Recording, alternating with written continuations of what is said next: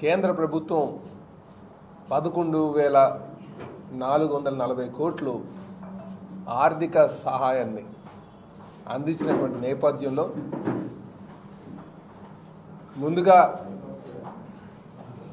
ఈ ఆర్థిక సహాయం అందేటట్టుగా అనినిత్యం కృషి చేసినటువంటి తెలుగుదేశం పార్టీ జాతీయ అధ్యక్షులు ముఖ్యమంత్రి గారైనటువంటి శ్రీ నారా చంద్రబాబు నాయుడు గారికి మరి ప్రత్యేకంగా ధన్యవాదాలు తెలియజేయడం కోసం ఇది పెట్టినటువంటిదని చెప్పి తెలియజేస్తున్నానండి.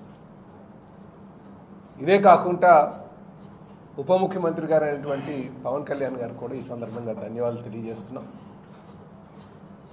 అలాగే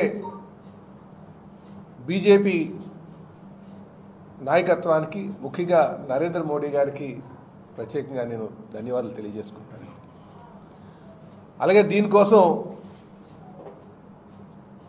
ఈ సెంటిమెంట్ని ముఖ్యంగా ఈ ప్రాంతానికి ఇటు గాజువాక ప్రాంతం కావచ్చు, విశాఖపట్నం కావచ్చు, ఉత్తరాంధ్ర ప్రాంతం సంబంధించి ఇది ఒక సెంటిమెంట్. ఇది ఆంధ్ర ప్రాంతంలోనే అందరికీ కూడా స్టీల్ ప్లాంట్ అంటే ఒక భావోద్వేగం.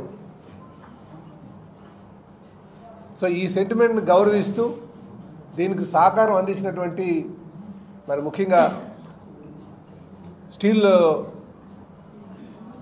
కేంద్ర మంత్రి గారైనటువంటి కుమారస్వామి గారికి, అలాగే స్టీల్ సహాయ మంత్రి అయినటువంటి శ్రీనివాసస్వామి గారికి, నిర్మలా సీతారామన్ గారికి, అలాగే పురంధరేశ్వరి గారికి వీరికి కూడా నేను ఈ సందర్భంగా ధన్యవాదాలు తెలియజేస్తున్నానండి. ఎందుకంటే వీళ్ళందరూ కూడా వారి యొక్క సహాయ సహకారాలు అందించారు. అలాగే ప్రత్యేకంగా మరి కేంద్ర మంత్రి గారైనటువంటి ఈ ఉత్తరాంధ్ర ప్రాంతానికి సంబంధించి రామ్మోహన్ నాయుడు గారు కేంద్ర మంత్రి గారికి వారికి కూడా నేను ప్రత్యేకంగా ధన్యవాదాలు తెలియజేస్తున్నాను.